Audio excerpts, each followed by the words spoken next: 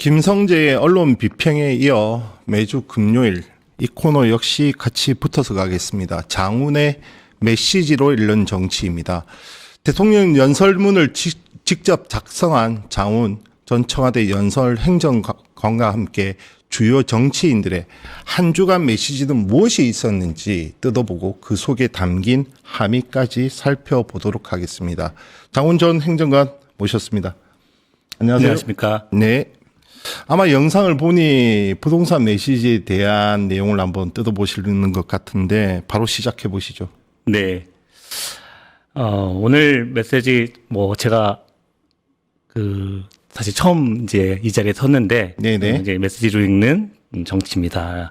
그러니까 한 주간의 주요 메시지를 읽고 거기에 담긴 함의를 설명하는 건데요.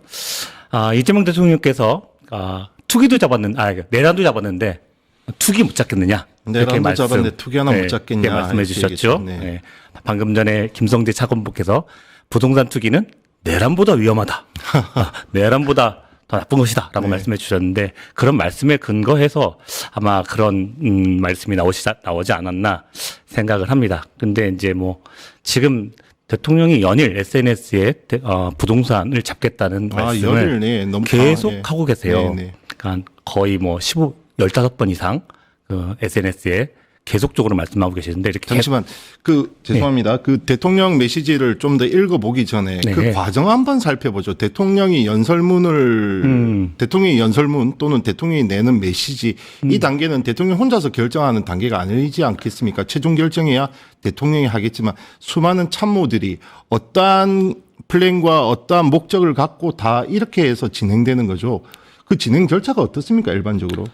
일반적으로는 이제 대통령 연설이라 하면 먼저 행사가 정해지고 아니면 어떤 정책이 정해진다면 그 정책이 정해지는 그 과정 속에서 비서관실에서 각 해당 비서관실에서 그 내용들을 다 정리를 하고 그런 것들이 이제 수석 보좌관 회의에서 논의가 된 다음에 그 논의된 내용들이 다시 이제 연설 비서관으로 오고 연설 비서관실에서 정리해서 다시 각 비서관실에 다시 내용을 공유하고 그 내용들을 정리해서 다시 대통령께 올리면 대통령께서 보시고 다시 내용을 내리시고 이런 여러 가지 계속적인 과정을 거쳐서 확정하는 것이 바로 메시지죠. 그러한 계속적인 의사소통과 피드백을 거친다. 그러면 대통령이 내는 지금 계속해서 연일 지금 내놓고 있는 이 고강도의 부동산 투기 세력과의 이 전면전 이 메시지 또한 그러한 과정들을 거치는 겁니까? 아마 작년 임기를 시작하면서부터 이런 부동산 정책에 대한 메시지가 준비가 됐었을 것이고, 네네. 그런 메시지들이 이제 많이 정리가 된 상태이기 때문에 아마 네네. 이 시점에서 나오지 않았나 저는 그렇게 생각합니다. 네, 그러면 구체적으로 그 메시지 하나하나 뜯어보죠. 네.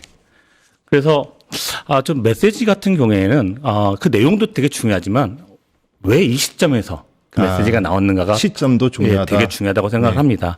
사실 그 연일 강도 높게 메시지를 내고 계셨는데요. 그만큼 부동산 시장이 굉장히 심상치 않고 또 대책 마련이 되게 시급하다라는 그런 의지 표명이 아닐까라는 생각이 듭니다. 근데 왜 이 시점일까? 기본적으로 지금 이제 정권 초반이고 그리고 지지율이 60% 이상 되는 그런 시점 아닙니까? 이 시점에 잡지 못하면 부동산 더 잡기 힘들다라는 어떤 대통령님의 어떤 절박한 심정이 담겨 있지 않았나 좀 생각이 들고요. 네네. 이 거시적으로 보면 또 그렇지만 또 미시적으로 또 보면은 네. 지금이 또 다음 주가 또 설 아닙니까? 부동산 문제가 그냥 개인의 문제만은 아니에요. 네네. 부동산은 가족의 문제죠. 그러니까 설 연휴 동안에 가족들이 모입니다. 가족들이 모여서 우리가 가지고 있는 부동산에 대해서 어떻게 처분할까? 네네. 가족들이 충분한 논의를 좀 해라. 네. 하라는 관점에서 사실은 설 명절 전에 중요한 메시지를 계속 내고 있지 않나 그런 생각이 좀 드네요. 네. 코스피 5천 달성에 대한 좀 자신감도 묻어나는 네, 맞습니다. 것 같죠. 맞습니다. 네. 실제로 지난 임기 이후에 대통령께서 하나하나 사실 관우가 오간 돌파하듯이 하나하나 돌파를 하셨죠. 외교 문제, 그다음에 코스피 경제 문제, 또 검찰 개혁 문제 이런 문제들 하나하나가 다 돌파하시면서 어떤 자신감이 좀 붙은 것도 있으신 것 같아요. 그래서 그 자신감의 표현으로서 또한 이번에 또 부동산도 한번 잡아오겠다라고 말씀하시는 것 같습니다. 그 자신감의 표현이 내란도 잡았는데 투기 하나 못 잡겠나 이 네. 3일 표현으로 나왔다. 그다음 메시지 주인공은 김민석 총리네요. 네, 맞습니다.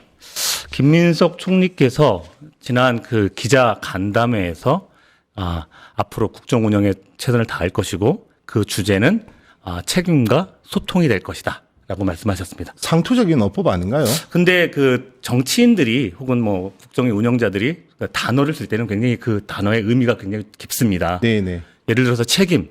그 전까지는 참모장이라는 표현을 쓰셨고요. 네. 그 전에 그 후에는 새벽 총리라는 말씀을 썼습니다. 네네. 그건 아무래도 대통령님의 그 활동을 좀 더 뒤에서 보좌하겠다라는 네, 네. 관점으로 보였다면 책임이란 말은 어떻습니까? 책임 총리라는 말이 떠오르죠. 네네. 좀 더 보다 일선에 서는 그렇죠. 느낌이네요. 일선에 서는 느낌이 들죠. 참모장 기존에는 총리의 역할을 참모장 또는 새벽 총리 이런 그렇죠. 대통령 보좌에 초점이 맞춰졌다면 지금 책임을 앞에 내세운다. 그렇죠. 사실 책임 총리라고 한다면 딱 떠오르시는 분이 이해찬 총리. 아 강하셨죠. 강하셨죠. 네. 그러니까 그 책임 총리라는 그 관점을 좀 더 좀 강화해서 국정을 좀 더 좀 그 앞장서서 선봉에 서서 한번 해보겠다라는 의지를 표명하신 거라고 저는 생각이 들고요. 또 하나는 또 소통입니다. 네네. 소통도 뭐 어떤 통상적인 표현이라고 생각을 하겠지만 실제로 소통이라는 말이 메시지로 나오려면 집권 2년 차, 3년 차 정도 나옵니다. 1년 차 네. 정도에는 대부분 나는 열심히 하겠습니다. 최선을 다하겠습니다. 뭐 여론에 뭐 눈치 안 보고 나 할 일 또박또박 하겠습니다라는 어떤 네, 메시지가 네. 나오는데 네. 벌써 1년 차 아직 마무리되지 않은 상황에서 소통이란 말이 나왔다. 이건 국민과의 접점을 더 강화하겠다는 뜻이고 사실은 뭐 다 아시겠지만 총리께서 8월에 어떻게 될지 모르십니다. 그 상황에서 국민과 만날 수 있는 기회가 어떻게 또 열릴 수 있을까? 뭐 사실 공직자로서는 그런 기회들 갖기 어려운데 그런 기회를 좀 더 넓혀가겠다는 의지가 아닌가라는 향후 생각을 8월 합니다. 전당대회까지 고려했다. 그래서 그 당대표는 정신이 하면 누구나 다 로망 아니냐는 발언까지 연결되는 거군요. 네, 그래서 이번 두 단어가 책임과 소통이 또 소통의 어떤 내용들을 좀 들여다 보면은 실제로 K 국정설명회, K 온라인 국정문답, 젊은 한국 투어, 삼청동 오픈하우스 이런 식으로 조금 더 정무적인 쪽에 더 관점이 있지 않나라는 조심스러운 판단을 해봅니다. 순서대로네요. 그다음이 집권여당 민주당의 정청래 대표 발언입니다. 어떤 네. 메시지가 주목됩니까? 뭐 국회의원과 당원들이 똑같은 당원이다. 동등한 발언권과 동등한 토론권을 보장해야 할 것이다라고 말씀하십니다. 네, 네. 이거는 이제 뭐 앞으로의 합당에 있어서 1인 1표, 그러니까 합당을 좀 더 강행하겠다는 그런 의지 표현이 아닐까라는 생각이 들어서 이 발언을 좀 주목해 봤습니다. 소속 국회의원 입장에서는 좀 발언에 이 좀 어떻게 해석해야 되나 이 갑론을박이 일 수 있는 발언이었습니다. 그러니까요. 이게 사실은 아무래도 이게 또 대의제를 따르는 네, 그러니까 1인 1표제 통과 이후에 바로 이런 발언을 하신 거 보면 1인 1표제 통과가 이런 목적을 가지고 있었던 것은 아닌가라는 의구심을 또 다른 차원에서 가질 수도 있지 않나라는 생각이 듭니다. 사실 이번에 1인 1표제 끝난 다음에 당대표께서 1대 0이든 3대 0이든 무슨 소용이냐 이기면 되지라는 말씀을 하셨어요. 좀 무책임하게 전 들렸습니다. 이거 근데 사실은 이게 무슨 축구 경기도 아니고 그러니까요. 축구 경기라 쳐도 이게 1대 0, 3대 0이 아니라 사실 3대 2, 4대 3의 경기예요. 그러면 4점을 넣은 것도 있지만 3점을 뺏긴 것도 있지 않습니까? 그러면 3점을 뺏긴 거에 대해서 반성하고 그런 부분들에 대해서 왜 3점이 빼앗겼을까? 3점에 대한 부분을 좀 더 고민하는 측면이 있어야 되는 겁니다. 이 말씀은 지금 6대 4 혹은 5대 3, 5대 4라고 얘기하는 이 1인 1표제 그 투표의 결과에 대해서 반대한 사람들의 의견이 무엇이고 왜 반대하고 있는지에 대한 것을 좀 더 숙고해야 되는 것인데 저도 같은 지점입니다. 거의 결과가 6대 4로 나왔는데 이거는 당이 사실상 이견이 없었던 1인 1표제에서조차 6대 4로 그렇죠. 나왔다면 네. 그 40%가 뜻하는 바가 무엇인지 좀 더 숙고하고 성찰하고 그런 모습을 당대표가 보여야 되는데 1대 0이든 3대 0이든 이긴 것은 이긴 것이다. 이 발언은 좀 그래서 회자가 됐죠. 논란이 된 발언이기도 했습니다. 네. 사실 좀 이제 뭐 이런 말씀은 좀 그렇지만 제가 이제 지난주에 우리 아는 분들과 이제 등산을 갔는데 그분들이 그런 말씀을 하셔요. 이재명 대통령이 취임할 때는 기대 반 걱정 반이었다. 네네. 지금은 약간 기대 쪽으로 더 크게 기대와 신뢰 쪽으로 좀 더 커지는 것 같다라는 말씀을 하시는데 정청래 대표 취임하고 이후에는 기대 반 걱정 반이었는데 걱정 쪽으로 좀 더 많이 간다라는 말씀을 하는 것들이 시사하는 바가 좀 있지 않나라고 생각이 듭니다. 다음 마지막 발언 보겠습니다. 국민의힘 넘어갑니다. 네. 국민의힘 그 장동혁 대표가 이제 그 교섭단체 대표 연설에서 이번 지방선거부터 선거 연령 16세로 낮추자. 놀랬습니다.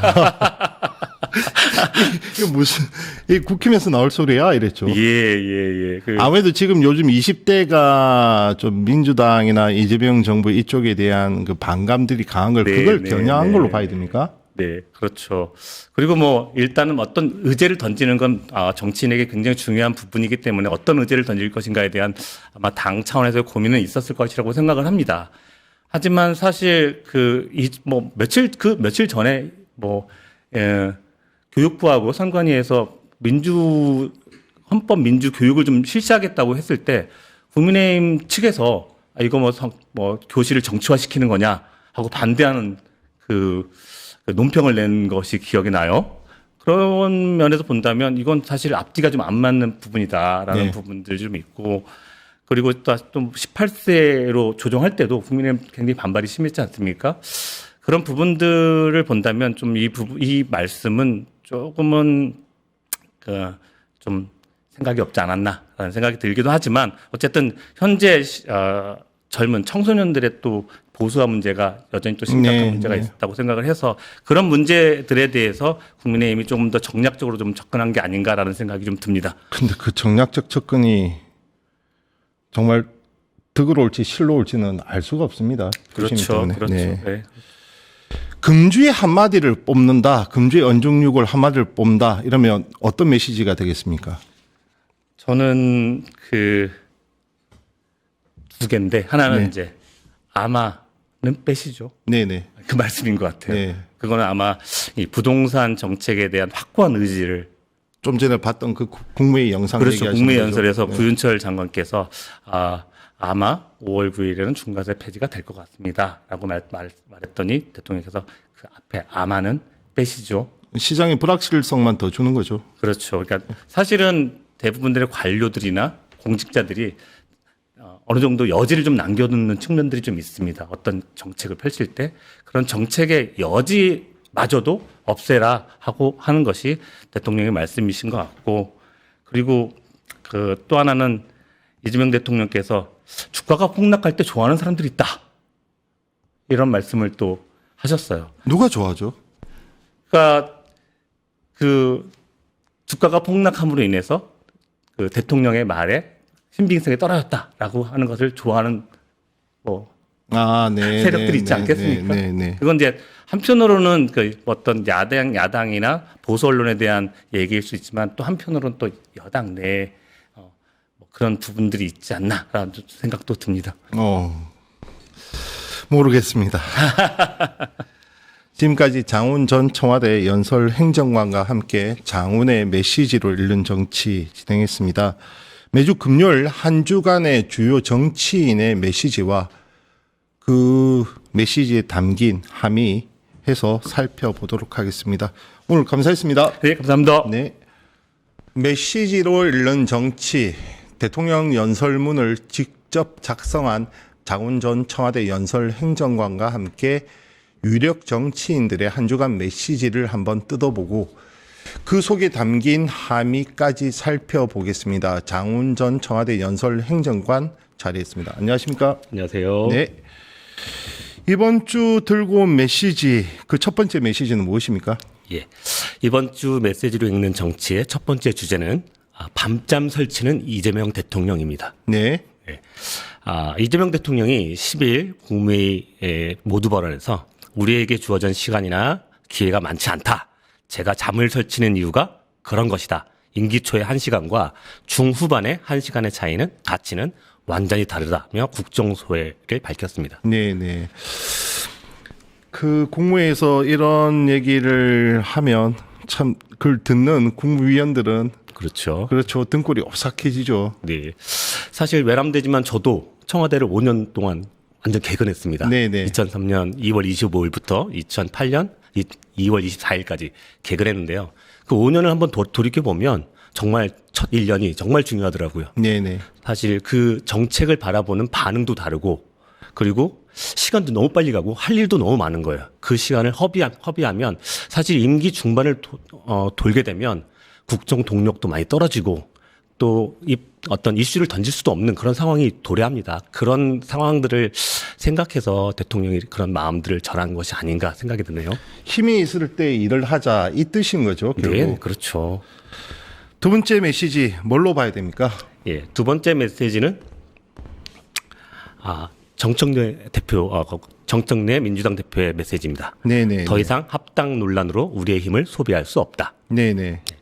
정청래 대표가 11월 최고위원회 모두 발언에서 조국 혁신당과의 지방선거 전 합당 논의를 중단하고 지방선거 승리를 위해 올인하겠다고 말씀했습니다. 네.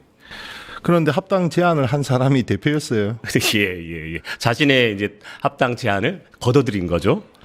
그런데 합당 논란 우리의 힘을 소비할 수 없다. 이 좀 역설적이게 들리기도 합니다. 예, 뭐 사실은 정청래 대표도 비온 뒤에 땅이 굳는다라고 네. 표현을 했고 조국 대표도 비온 뒤에 땅이 굳는다 똑같은 표현을 했습니다. 네네. 그런데 제가 보기에는 비온 뒤에 땅이 더 갈라지고 있는 모습을 보이고 있어요.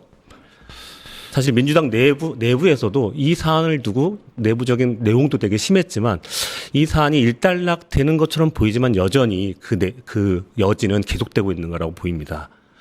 아무래도 이게 당권 투쟁의 성격이 짙기 때문에 그렇지 않겠습니까? 네, 그렇습니다.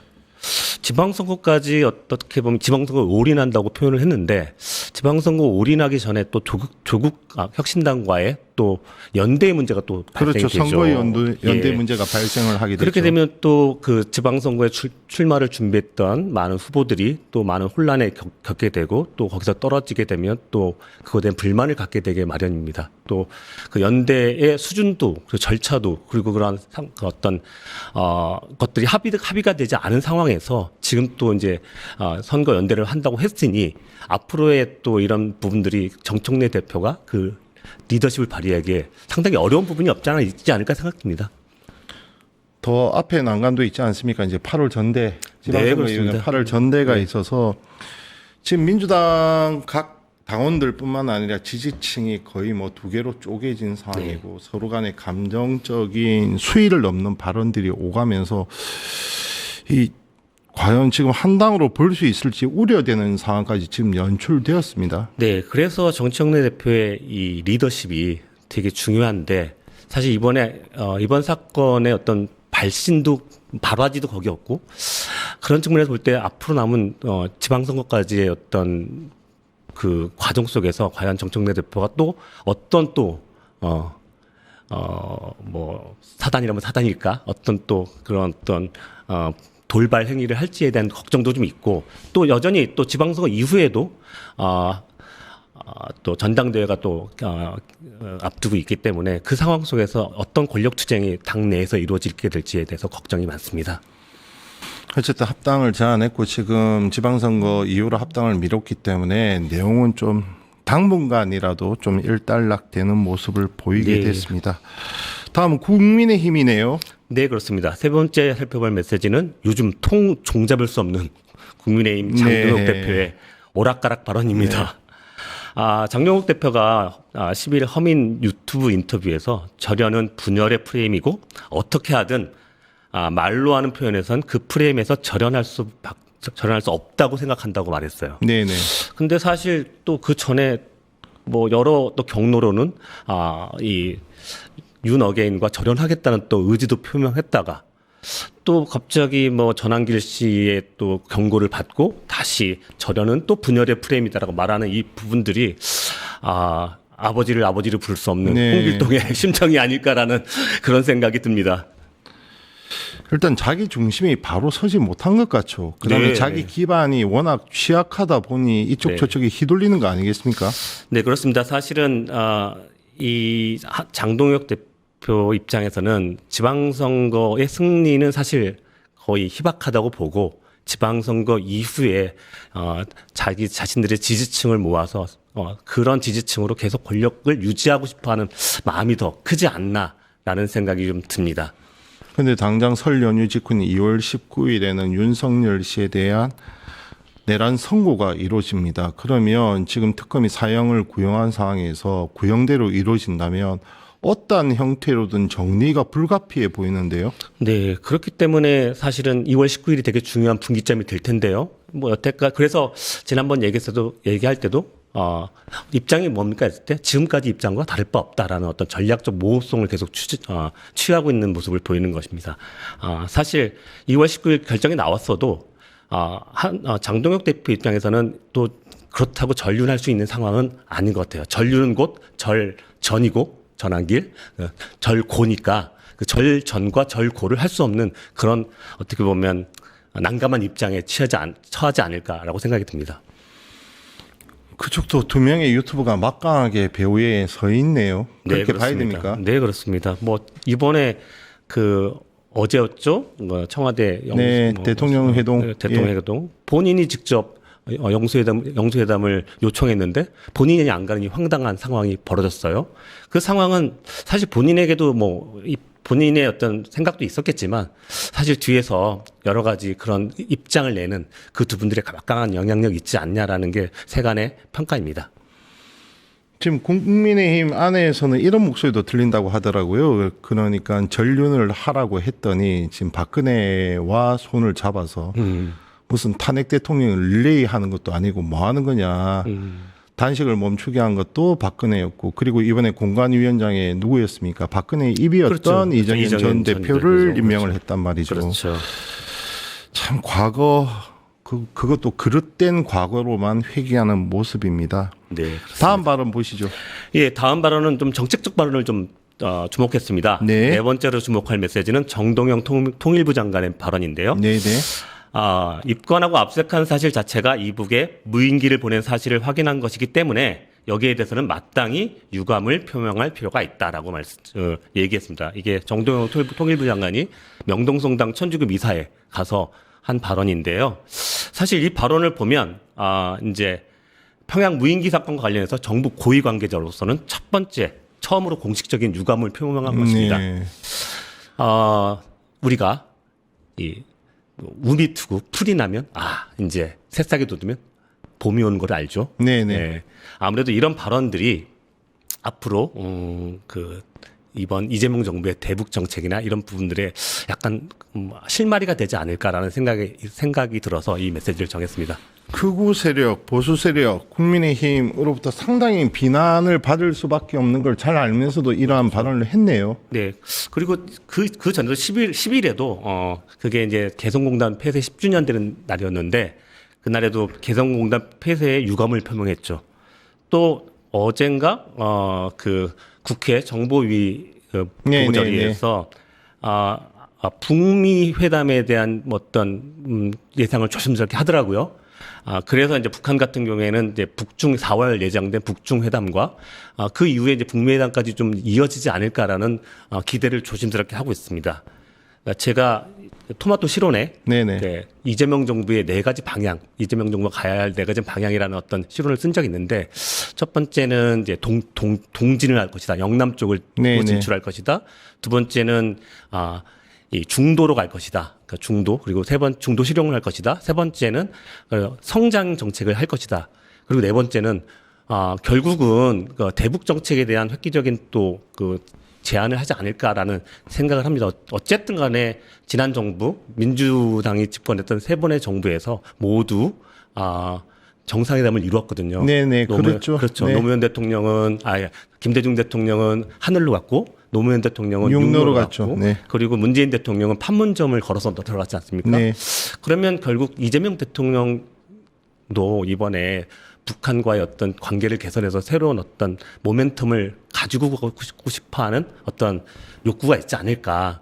그래서 정상회담을 정례화시킨다든지 아니면 뭐 여러 가지 그 북한과의 새로운 관계를 모색해서 대북 정책을 조금 더 전향적으로 풀어나가려고 하지 않을까 하는 그런 메시지여서 제가 한번 주목해봤습니다. 지금 모든 소통의 채널이 닫힌 상황이어서 하나의 물꼬만 트이면 될 것 같은데 네, 그 그렇습니다. 물꼬를 트기가 참 힘든 것 같습니다.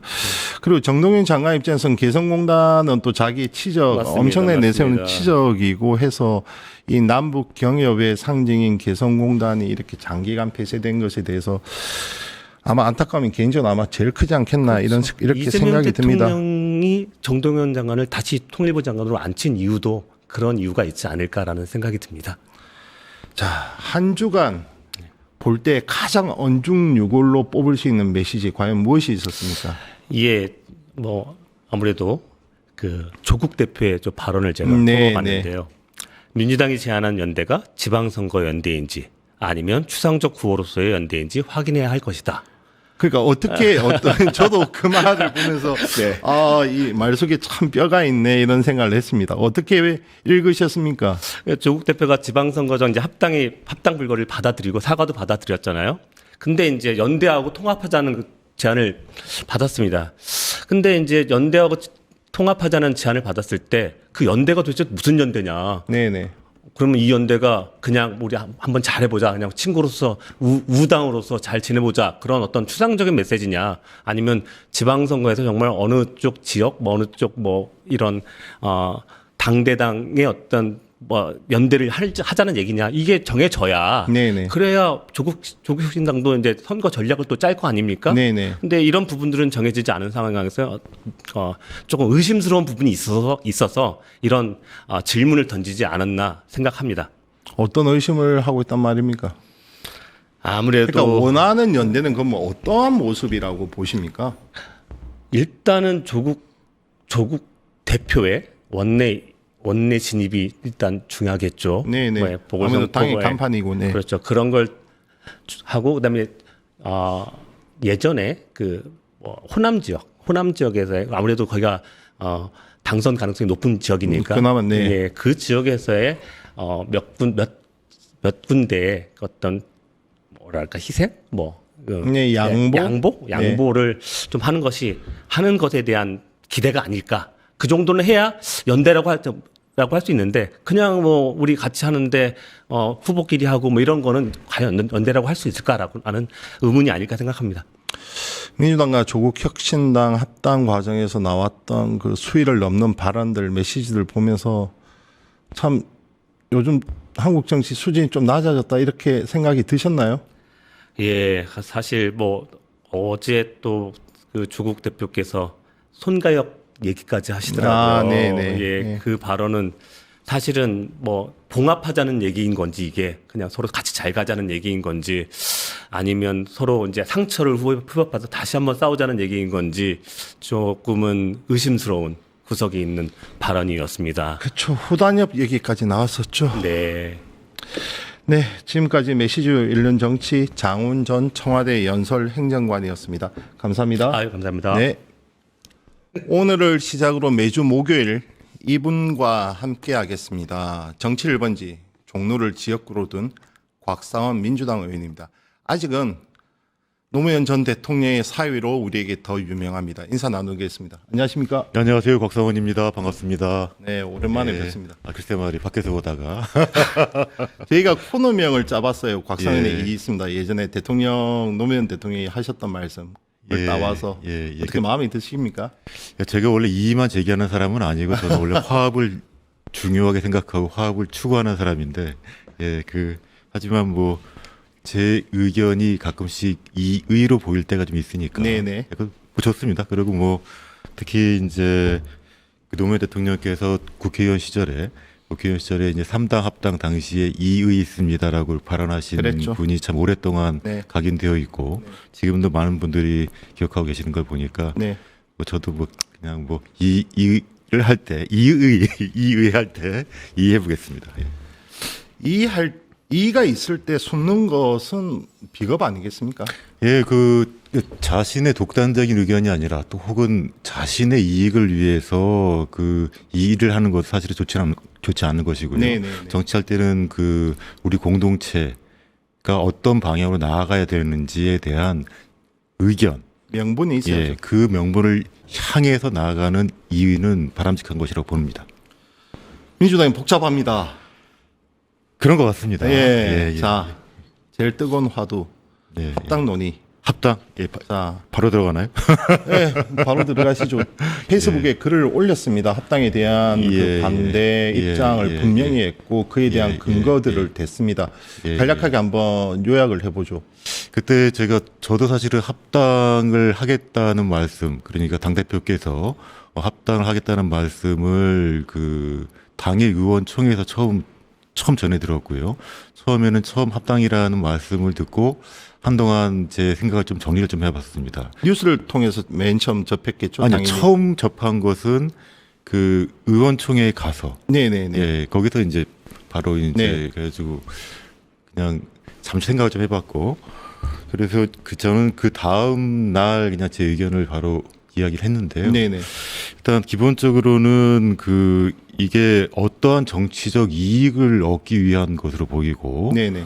그리고 이게 그런 정치적 이익을 얻기 위해서 합당을 한다면 결국은 지난 국회의원 선거를 통해서 나온 국민의 선택을 왜곡하는 것으로 보이고, 네네.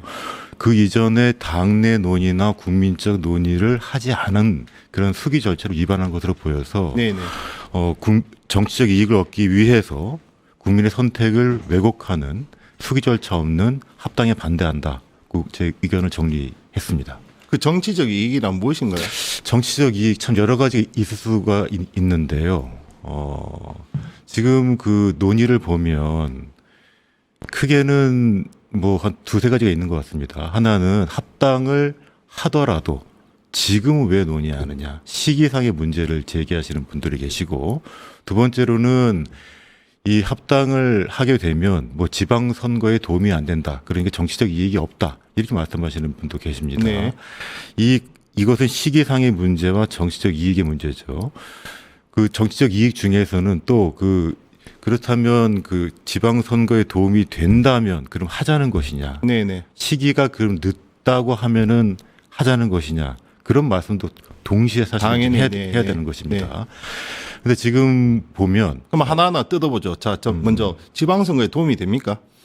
일단 저는 일단 제 의견을 여쭤보시면 네. 제 의견을 여쭤보시면 정치적 이익이 있다고 해서 네.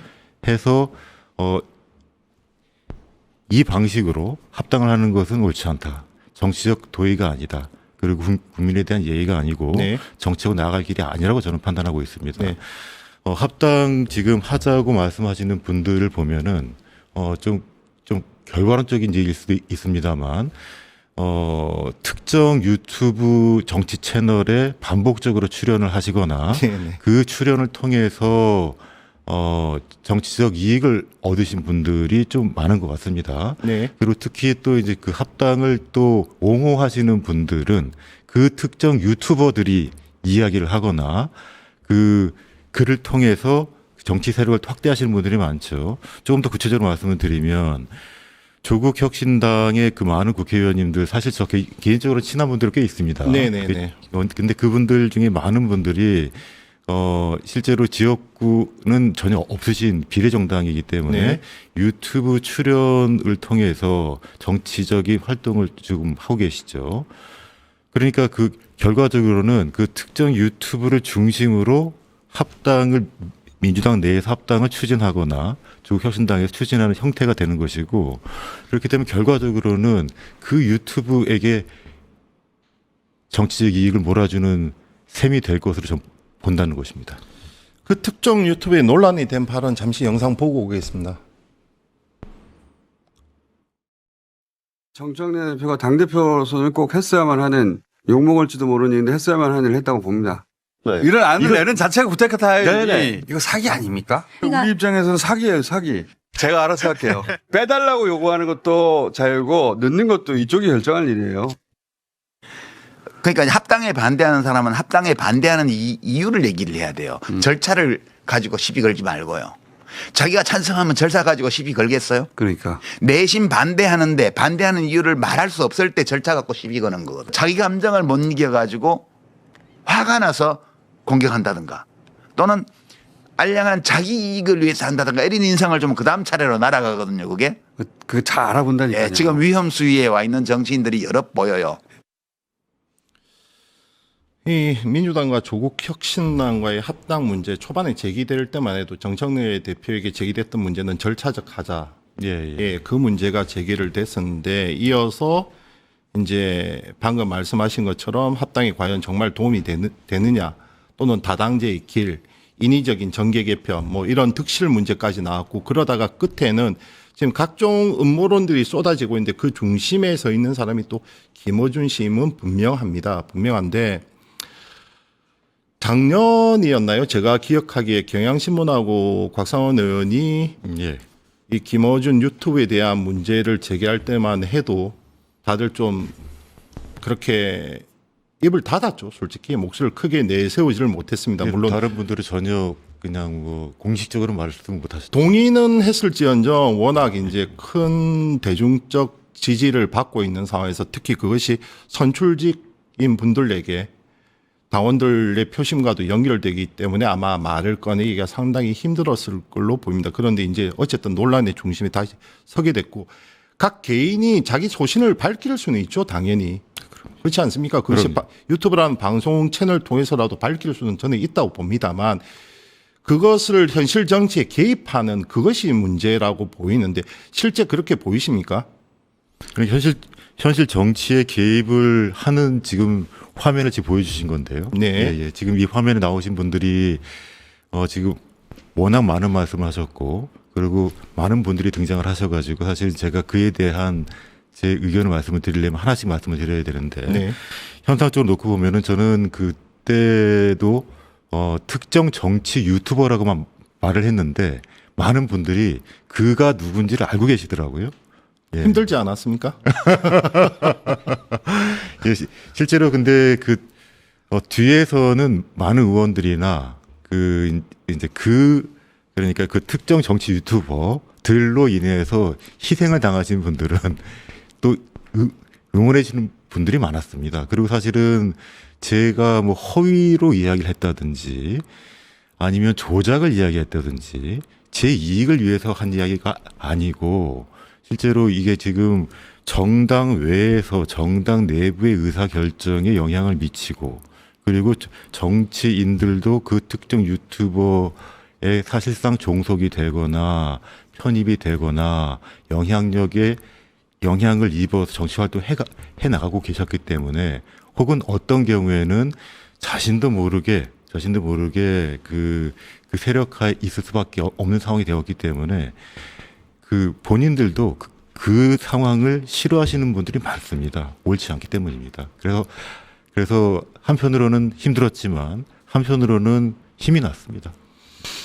김어준 씨가 섭섭하다고 안 하던가요? 예전 노무현 전 대통령 때부터 어쨌든 딴지를 하면서 많이 지지하고 응원하고 이렇게 했던 걸로 저는 기억합니다만. 그에 대해서는 두 가지 말씀을 드릴 수가 있는데요. 저는 저하고 친하다고 해서 친한 사람이 잘못하면은 그걸 봐줘야 된다고 생각하지 않습니다. 친한 사람일수록 그가 잘못했을 때 조금 더 잘할 수 있도록 해줘야 되는 것이지 친한 사람이 잘못하면 무조건 덮어야 돼. 이것은 바른 태도도 아니고 해서는 안 되는 태도라고 생각합니다. 그리고 그 과거에 제가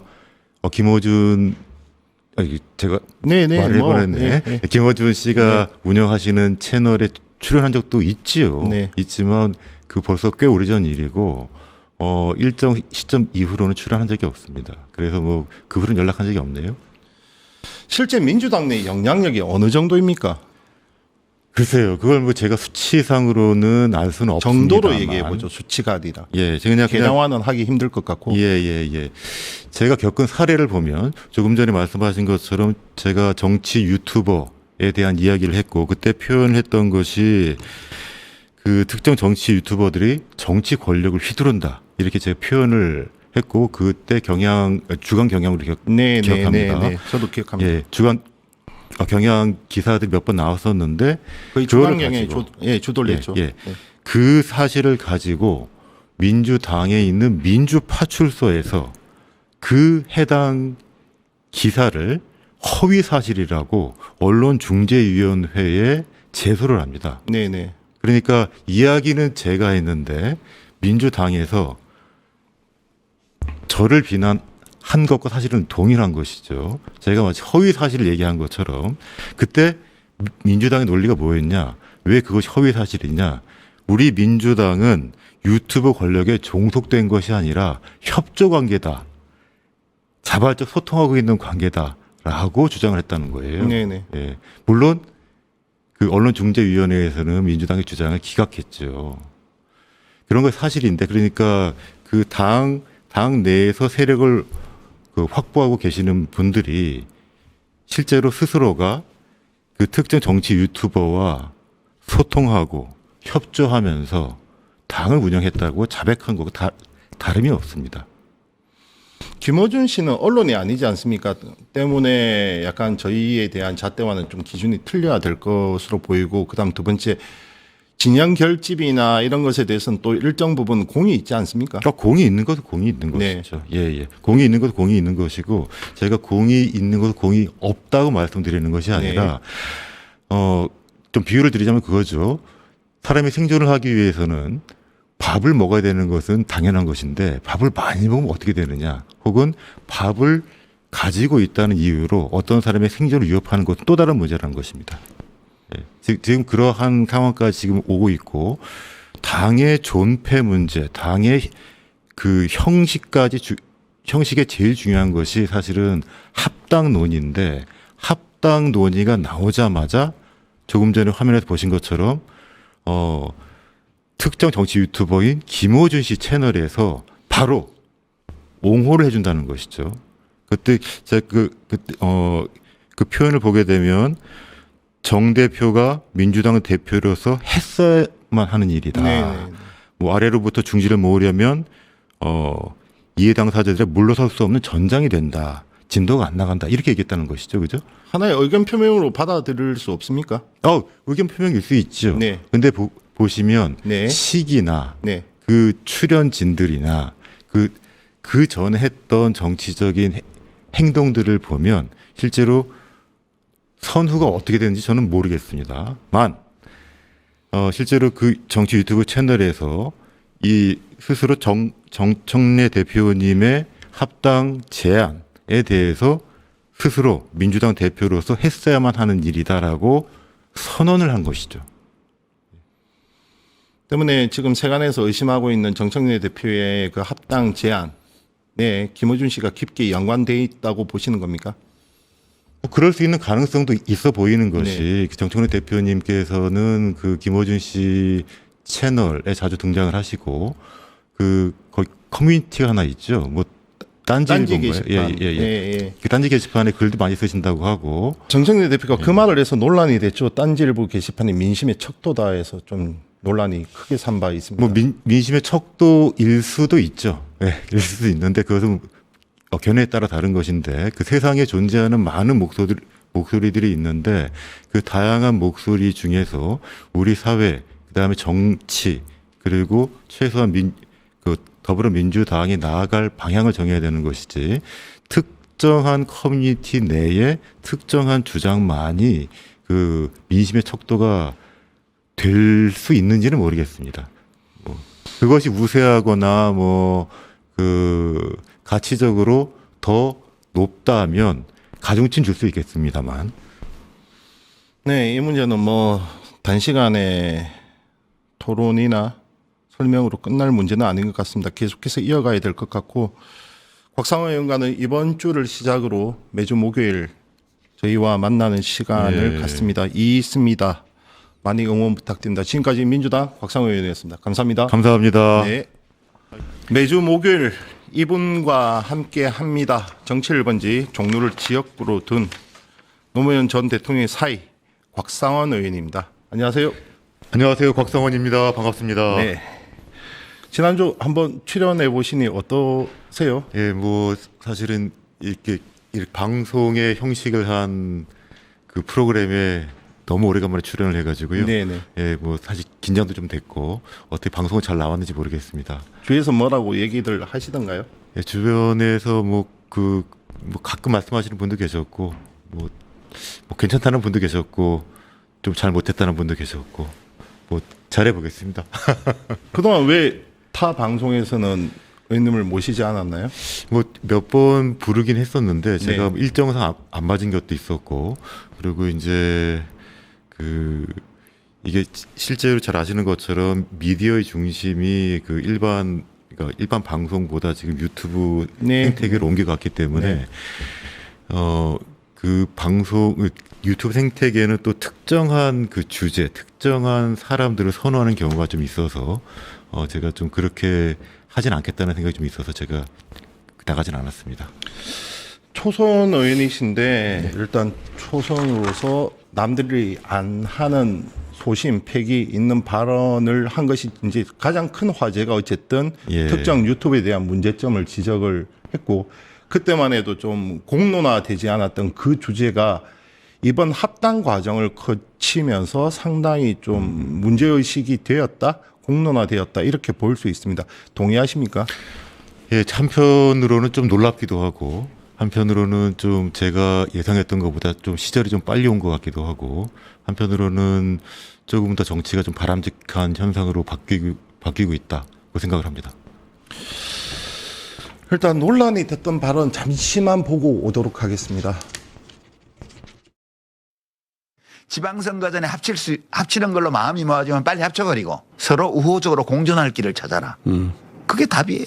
괜히 무슨 절차가 어떻다 시비 걸지 말고요. 전 변호사가 그런 점에서 본인들은 문제없다고 생각해도 걸러 냈어야 하는 건 청와대 민정이 했어야 하는 일입니다. 김어준 총수나 네. 유시민 작가 같은 분은 아주 리버럴하게 자유분방하게 자기 의사를 분명히 표명하시는 분들 아니에요. 네. 그렇기 때문에 거기에 좌지우지 된다고 하면은 우리 민주당도 건전한 당이 아니에요. 김어준 씨나 유시민 작가 같은 경우는 민주진영, 진보진영을 대변하는 이제 거의 큰 빅 스피커로 분류가 된단 말이죠.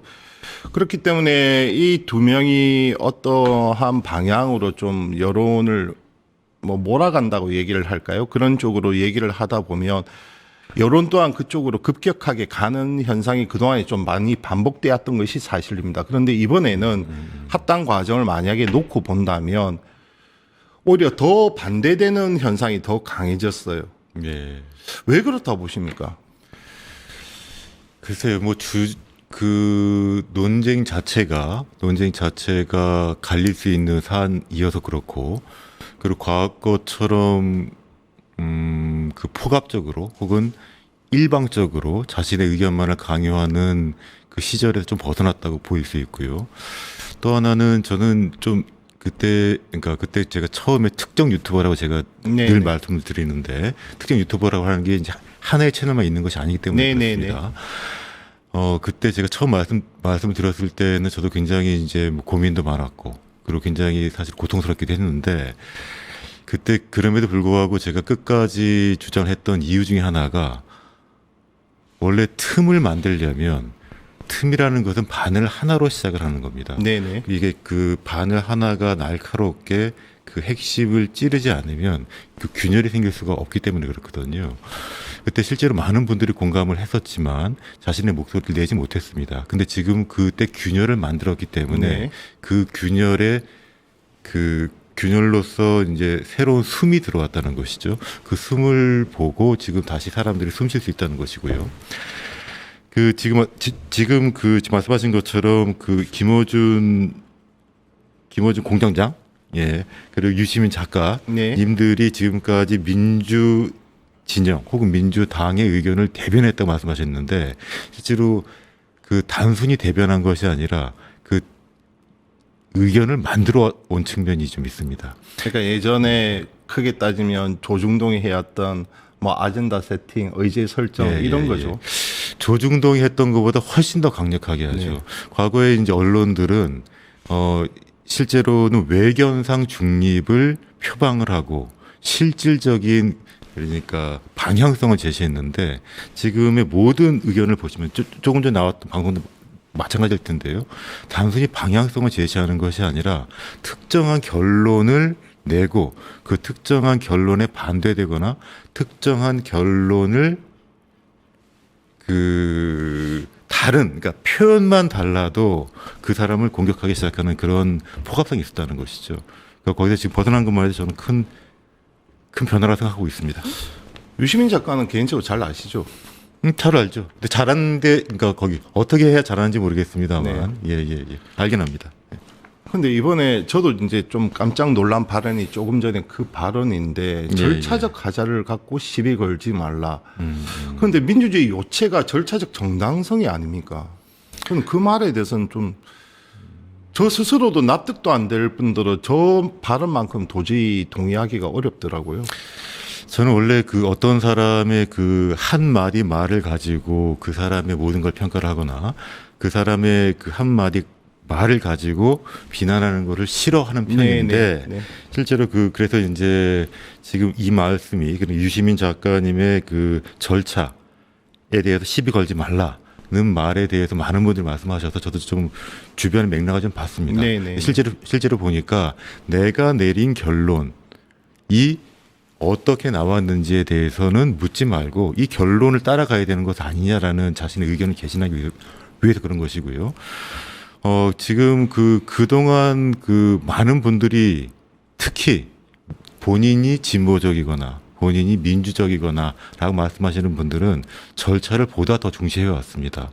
그리고 절차가 미비되는 경우에는 사후적으로 보완해 왔던 것이 사실이죠. 그리고 사후적으로 보완할 때도 그 전에 절차를 지키지 않았던 것에 대해서 사과를 하고 하나씩 밟아 나갔던 것입니다. 왜 그러냐면은 절차를 거치지 않으면 상대방의 의견을 들을 수도 없고 내 의견도 충분히 말할 수 없기 때문에 그렇습니다. 근데 지금 의견은 뭐냐면 절차에 대해서 시비 걸지 말아라. 내가 지금 지정을 했는데 감히 너희들이 어떻게 이야기를 하느냐. 그런 자세죠. 그것은 과거에 조선일보도 하지 못했던 그런 자세죠. 그게 이제 그 기반이 어디서 왔느냐 제가 곰곰이 생각을 해보니 네.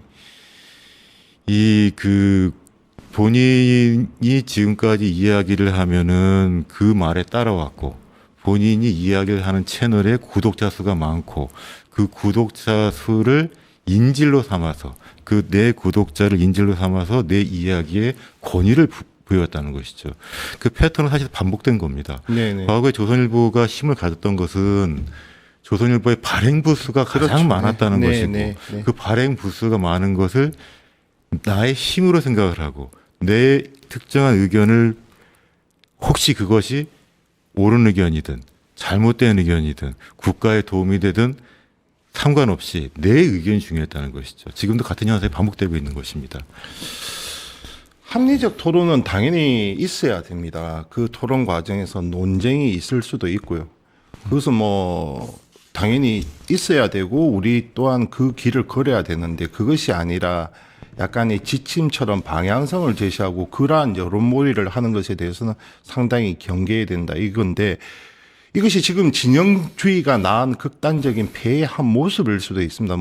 물론 거기에는 저희처럼 이제 기존 언론이 제 역할을 못했기 때문에 저희 또한 반성을 하는데 지금 이 부분은 민주당뿐만이 아닙니다. 국민의힘에서도 전한길 씨라든지 뭐 고성국 씨 예. 거의 당 대표를 쥐락펴락할 정도의 영향력을 지금 행사하고 있다. 이렇게 이것이 중론이거든요. 민주당도 사정은 비슷합니까? 글쎄요. 저도 지금 현재 정당인이고 국회의원이지 않습니까? 눈치를 봅니까? 눈치를 보는지는 모르겠습니다만 순서상으로 보게 되면은 어떤 특정 유튜버에서 한 이야기가 당론을 결정되는 사례가 사실 꽤 많았던 것 같고 그 순서를 보게 되면은 혹시라도 네. 실질적으로는 그 특정 유튜버들이 당을 장악하고 있으면서 외견적으로만 다른 국회의원들 혹은 다른 정당인들이 당을 이끌어오는 것이 아닌가라는 생각을 할 때도 있죠. 예. 그러니까 그것은 뭐 지금 좀 전에 말씀하신 것처럼 국민의힘 예를 보면 네네. 예, 국민힘 예를 보게 되면 지금 당 대표가 장동혁 대표님이신데 그분이 당 대표가 될 때의 과정을 보면 당 대표 출마 선언을 할 때 그때 거의 꼴찌 후보였는데 그때 지금 말씀하신 것처럼 고성국 씨나 전한길 씨가 네네. 지지 선언을 하자마자 1등이 된다는 거지 않습니까? 그러면 당 대표로서는 장동혁 의원이 선출이 되었지만 그러면 누구의 힘으로 된 것이냐 혹은 누가 실질적으로 대표를 보느냐라는 문제는 별도로 남는다는 것이죠. 그러니 그 문제가 만약 민주당에도 똑같이 통용된다고 한다면 이제 선출직에 국민적 평가를 국민적 평가를 받기 이전에 우리는 경선이라 부르죠. 선출직에 나서는 모든 후보들은 이제 막강한 당내 영향력, 특히 당원들에게 막강한 영향력을 행사하는 뭐 이들에게 이 양대 진영이 다 있으니 이들에게 눈치를 볼 수밖에 없고 조아릴 수밖에 없는 그러한 구조가 반복된다. 이 지적이십니까? 실제로 지금도 그렇게 되고 있죠. 지금 말씀하신 것처럼 국회의원들이 정치인들이 방송인의 영향력에 종속되거나 눈치를 보는 시절이 지금 꽤 오래된 것으로 저는 보입니다. 작년에 처음으로 이 문제를 제기를 하셨어요. 그때 뭐 같이 목소리를 내주는 의원들은 없었지만 뒤에서 동의하거나 응원해주는 의원들은 상당수가 있었나요? 대외적으로 그리고 외부적으로 지적한 사람은 저밖에 없었습니다만 실질적으로 뒤에서 응원해 주시는 분은 굉장히 많았습니다. 그러니까 다만 그분들이 외부적으로 말씀을 못 하셨는데 못 하신 이유가 뭐겠습니까? 이 현실적인 영향력, 그러니까 이 방송인으로 치부되고 있는 방송인들의 영향력 때문에 저한테 혼자 오시거나 전화를 하시거나 뒤에서 말씀하신 것 뿐이고, 그리고 한편으로는 이 특정 정치 유튜버들의 영향력으로 당선되신 분들은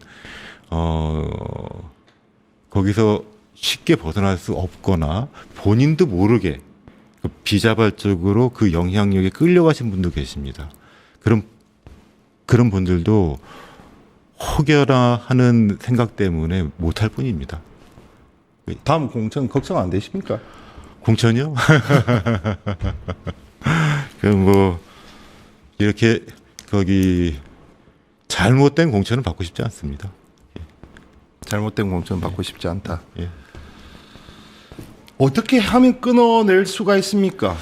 사실 두 가지 그러니까 뭐 그러한 건전한 토론의 장, 견제와 감시와 비판 세력으로서의 남으면 좋은데 현실 정치에 개입하고 그 개입하는 수위가 넘어서 좀 전에 말씀을 하셨지만 당론을 결정하는 과정까지 왔다면 그는 상당히 심각한 현실 정치 개입이지 않겠습니까? 그렇다면 어느 한쪽에서는 끊어내려고 노력을 해야 되지 않겠습니까? 여전히 많은 대중들은 이 특정 유튜버들을 바라보고 있고 그 말에 상당 부분 동의를 하고 있는 것이 현실입니다. 일단 지금 특정 정치 유튜버가 정치 세계에 영향력을 미칠 수 있습니다. 미칠 수 있는데 실제적으로 지금처럼 미치고 싶으시면 현실 정치로 들어오셔야 됩니다. 그러니까 권투 선수가 권투를 하려면 링 안으로 들어와서 정당하게 시합을 하면 되는데 링 밖에서 본인은 주먹 한 대 맞지 않고 오직 링 위에 뛰고 있는 사람들을 지시해서 자신들이 수익을 얻거나 자신들이 영향력을 얻게 되면 그것은 국민들을 기만하는 것이고 정치를 왜곡하는 것입니다. 그렇게 해서 안 되는 것이죠. 영향력을 미치고 싶으시면, 그리고 특히 과거의 조중동보다 훨씬 더 큰 영향력을 미치고 있다면 현실 정치로 들어와서 하셔야 되는 것이죠. 그럼 괜찮습니다. 두 번째, 의원들도 몇몇 분들은 적극적으로 그 특정 정치 유튜버의 세계에서 같이 마치 동업자처럼 활동하시는 분도 계시고, 그리고 상당히 많은 분들은 그에 그냥 따라가거나 본인들한테 이익이 있기 때문에 활동하시는 분도 계십니다. 네네. 그리고 또 다른 많은 분들은 한편으로는 자신도 모르게 그 세력에 휩쓸려 사시는 분들도 계신 거죠. 그분들도 이제 지금 이번 기회에 본인들의 정치 활동에서 좀 하나씩 줄여 나가시거나 끊어내셨으면 좋겠습니다. 특성이 좁혀 보겠습니다. 그러면 김어준 씨가 김어준 씨가 지난 전당대회 때 특정한 본인이 의도한 방향으로 영향력을 행사했다고 생각하시는지, 그리고 연장선에서 이번 조국혁신당과의 합당 과정에서도 그러한 영향력을 행사했다고 생각하시는지, 좀 더 솔직하게 나아가면 차기 당대표까지 영향력을 미치려고 하고 있다고 생각하시는지. 네, 지금 질문 세 가지를 하셨는데요. 네. 그 세 가지의 흐름이 지금 다 근거가 전혀 없는데, 그런 현상이 전혀 없는데 질문하시지는 않았을 겁니다. 네. 다 근거가 있고, 네. 그러한 현상들이 있고, 많은 분들이 궁금해하시기 때문에 네. 예, 그렇다는 것이죠. 네. 저도 실제로 이제 지금 김어준 씨가 어떠한 영향력을 행사했는지 말을 제가 직접 들어본 적은 없습니다. 네. 김어준 씨한테 물어본 적도 없고요. 하지만 그 방송에서 한 이야기, 그 다음에 정당 행사의 진행 방향을 보게 되면은 실질적으로 개입을 하고 있는 것으로 보이죠. 특히 저는 그때 상징적인 좀 장면이 있는데, 네. 그때 작년이었나, 제가 그 시점은 정확하지 않습니다. 아마도 그때 인천의 무슨 아레나라는 곳에서 예, 저 예. 기억합니다. 네. 혹시 기억하시나요? 네. 그 아레나라는 곳에서 많은 정치인들을 불러놓고 방송을 하시는 모습을 제가 잠깐 봤습니다.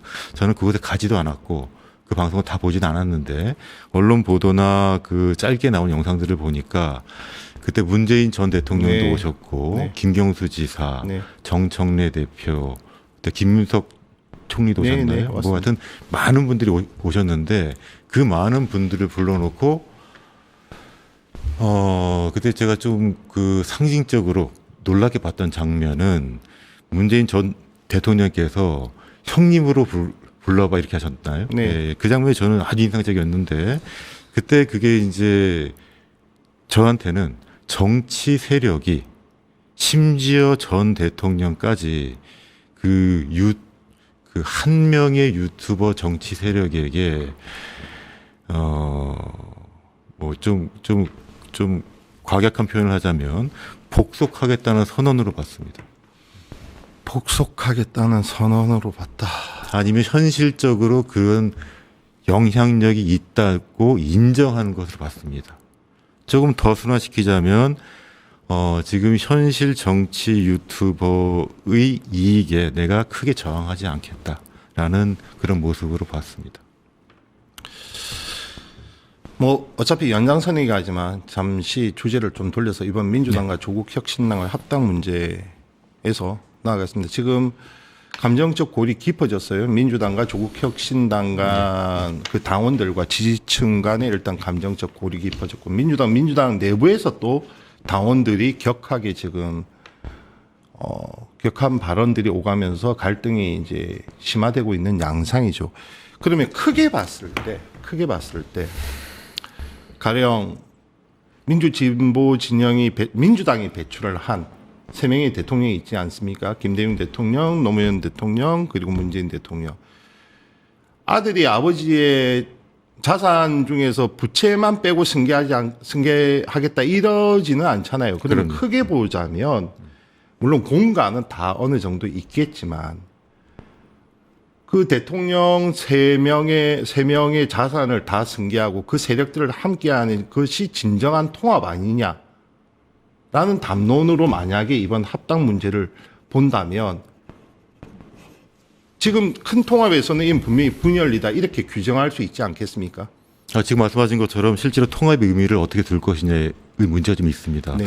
그러니까 지금 외견적으로 보기에는 저희 더불어민주당의 지지자와 조국혁신당의 지지자들이 좀 나뉘어 있는 것도 맞고, 근데 그 뿌리 자체가 과거의 민주당 세력이었기 때문에 원래 뿌리로 찾아간다는 의미에서는 통합으로 볼 수는 있습니다. 네. 근데 그것이 통합이라면 실제로 이렇게 했어야 됩니다. 저는 어떻게 보냐면은 저 더불어민주당은 지난 총선 당시에 그 모든 지역구의 후보를 공천을 했었고요. 그리고 지역구만 공천한 것이 아니라 별도의 비례 정당을 만들어서 비례 의석까지 확보를 했습니다. 네네. 그렇죠. 조국혁신당은 어떻게 했냐면은 지역구는 공천하지 않고 별도의 비례 정당을 만들었죠. 네. 그러니까 더불어민주당도 비례 정당으로 만들었고 조국혁신당도 비례 정당으로 만들었습니다. 그렇게 국민으로부터 선택을 받은 것입니다. 다시 말씀드리면 지난 총선을 통해서 국민으로부터 선택을 받았기 때문에 이 두 정당이 합당을 하려면 국민에게 여쭤보는 절차를 거쳐야 되는 것입니다. 네네. 그 국민에게 여쭤보는 절차를 거치지 않으면 국민을 한편으로는 정치적으로 기만한 셈이 됩니다. 왜 그러냐면 비례 의석을 2배로 받는 것이었거든요. 네네. 그렇게 하면 안 되는 것이죠. 그러니까 최소한 조국혁신당은 우리가 국회의원 선거 때 비례 정당으로 나가겠습니다. 혹시 나중에 사정이 생기면 더불어민주당과 합당할 가능성이 있습니다.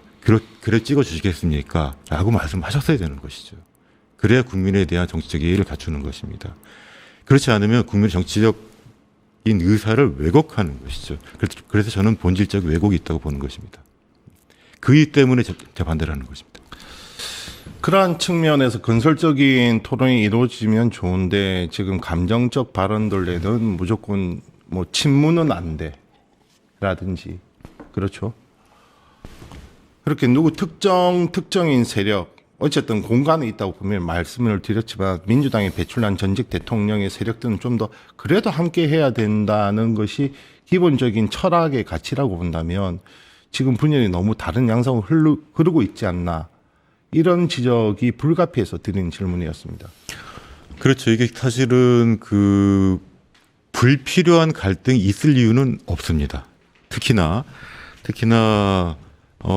정치적 가치에 대한 견해가 갈려서 세력이 나뉠 수는 있지만 지금 어떤 정치적 가치에 대한 논쟁이 있죠. 그것이 아니라 네네. 내가 특정인을 좋아하면 그 특정인이 말하는 결론을 따라서 지금 대립하고 있는 것뿐입니다. 그렇게 되면 안 되는 것이죠. 네. 예.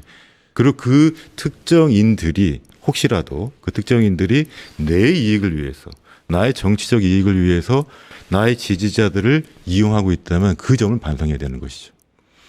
저는 그렇게 봅니다. 알겠습니다. 우리가 정말 성찰하고 깊이 있게 봐야 할 주제일 것 같습니다. 지금까지 곽상은 민주당 의원과 함께했습니다. 감사합니다. 감사합니다. 네.